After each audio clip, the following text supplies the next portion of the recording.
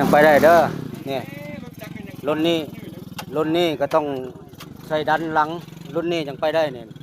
รุ่นอื่นไปบ่ได้แล้วนี่อยู่วัดนี่มีแต่รุ่นเดียวนี่ไปได้เนี่ย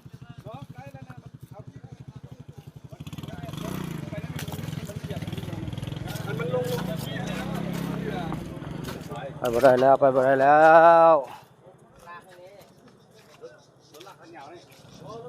ไปอยากไปอยากมาก็เกี่ยมข้าวเกี่ยมน้ำมาเด้อ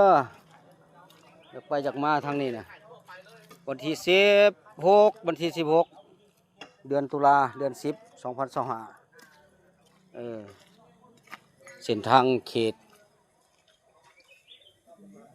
เมืองถาโทมแขวงไชยสมบูรณ์เมืองคูน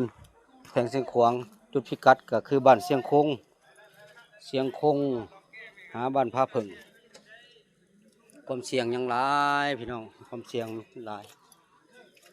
สิไปสิมาสิไปใส่มาใส่ศึกษาเส้นทางเด้อศึกษาเส้นทางแล้วก็สอบถามเพื่อนหอมทางน้ำตืมว่าไปได้มาได้บ่คันว่าเสี่ยงอยากมากก็คือสภาพแบบนี้เด้